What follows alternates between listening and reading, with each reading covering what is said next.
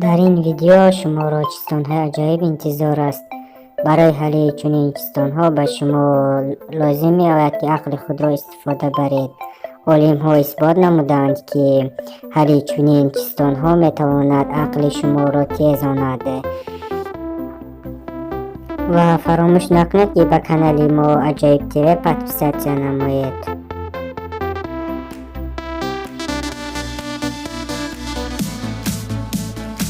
چیستان یکم: در خلدرنیک لاله همگی دو نوع میوه وجود داشت: سیب و ماندارین.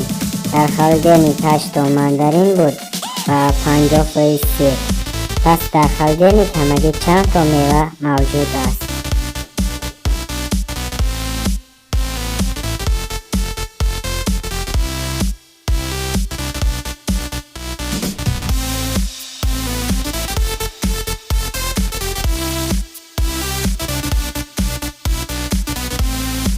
بیایید اکنون جواب درست را میبینیم. از اینجا برمیاد که اگر سیب ها 50% را تشکیل دهند، ماندارین ها هم نیز 50% را تشکیل میدهند و از روی شرط مسئله ماندارین ها 8 دانه بودند، پس سیب ها هم 8 دانه میباشند و در اینجا جواب درست 16 میباشد. اگر شما به این چیستان جواب درست داده باشید پس لایک ماندن را فراموش نکنید. چیستان دوم: در زمان تحقیقات عالمان در غارهای شمالی به آنها حادثه ناگوار رخ داد. در غار بسته شد. برای از این غار برآمدن به آنها لازم آمده که از این 3 دروازه را انتخاب نمایند.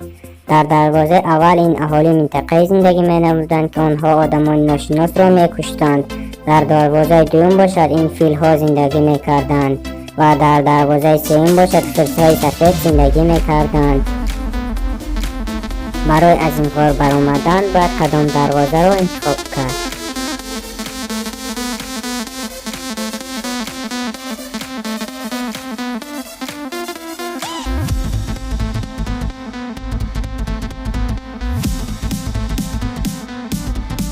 اکنون بیا جواب درست را میبینیم. در دروازه یکم و سوم آنها را مرگ انتظار است. آنها را میباید دروازه دوم را انتخاب نمایند، چرا که چنین فیل ها در زمان ما موجود نیستند. آنها مردند چندین سال پیش. بعد از استراحت 2 هفته‌ای جان به خانه خود برگشت و در خانه خود را باز دید و سراسیمه به درون خانه خود رفت و در آنجا ملیسه ها را دید. جان پرسید در اینجا چه حادثه رخ داده است؟ ملیسه باید جواب داد: خانه شما را دزد زده است و ما متاسفانه جنایتکار را یافته نتوانستیم. جان سراسیمه شده به ملیسه زنگ زد. برای چی به ملیسه زنگ زد؟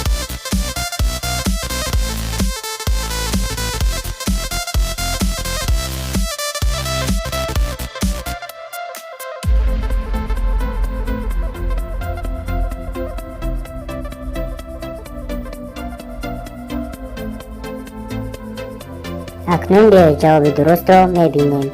وقتی که جان از کوچه به خانه در آمد، در آنجا کان ماشین را ندید و از اینجا برمی آمد که این ملیسه حقیقی نیست.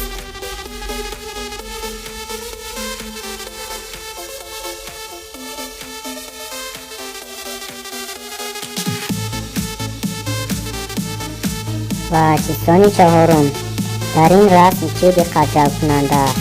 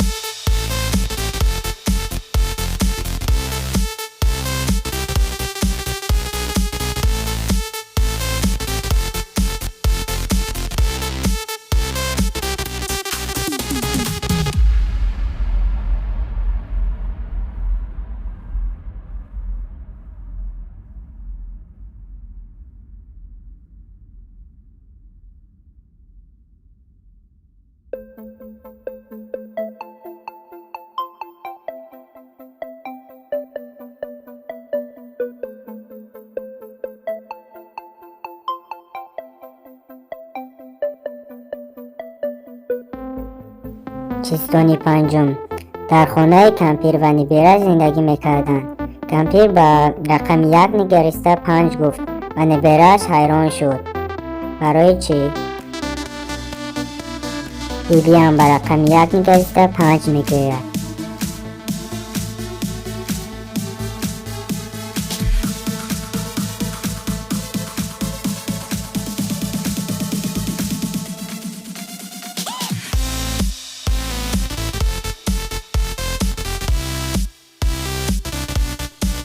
اکنون بیایید جواب درست را میبینیم.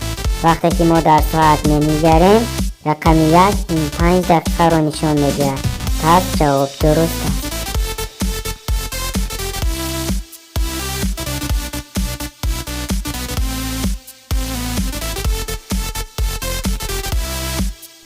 بیستون ششم. صبحانه به ملیسا زنگ زد و به آنها خبر داد که خانه او را دزدها زدند و چیزهای قیمت‌دارش را بردند.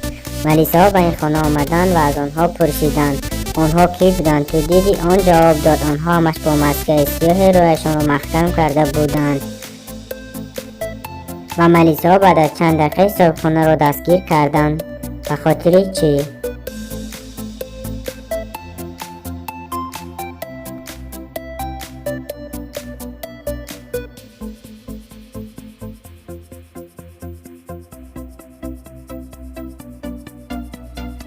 اکنون بیایید جواب درست را میبینیم. صاحب خانه خودش این جنایت را انجام داده است به خاطر به دست آوردن خدمت رسانی سقورته. اگر روی خودش این کارو نمیکرد دستانش را این گونه نمیبست. چیستانی هفتم. در بدن آشیانه دست آشیانه سیوم دزدی به عمل می آید. آنها به پلیس زنگ میزنند و پلیس به کفت و کاب شروع می نماید. ملیسا جنایتکار را نمی‌یابند و مجبور میشند که همه آشیانه ها را یک تا خبر گرفته از آنها بازپرسی نمایند. در آشیانه دیوم مرد زندگی میکرد و او به ملیسا گفتی و خواب بود در این وقت. در آشیانه پنجم باشد جان زندگی میکرد و او در آفیس خود کار میکرد و او گفتی من در این حادثه اگان ربطی ندارم. در آشیانه هفتم باشد کریستینا زندگی میکرد و او گفتی در این وقت وی در مگزین بود و از این حادثه خبر ندارد. آشیانه هشتم باشد ویکتوریا زندگی میکرد و او گفت که من خانه خودم را تازه میکردم و کاری من در یکم و هشتم ایتاژ است. کاری من به سوم ایتاژ چی؟ ملیسا ها فکر کردند در این وقت که این جنایتکار میباشد. مرد در دوم آشیانه خواب بود. جان باشد در پنجم ایتاژ در آفیس کار میکرد. کریستینا باشد در مگزین بود در این وقت. ویکتوریا باشد او کم میکرد. این جنایتکار کی است؟ ویکتوریا گفت که در سوم ایتاژ کاری ندارد و ملیسا از این گپ به هیچ کسی خبر داده که نبودند. از این رو دو جنایتکار میباشد و خودش سیگار بایی داد. در قصر شاه جنایتی میشود. جنایتکار رو میپرسند چگونه مردن میخواهید؟ او به شاه چیزی گفت و او رو آزاد کردند. او به شاه چی گفت؟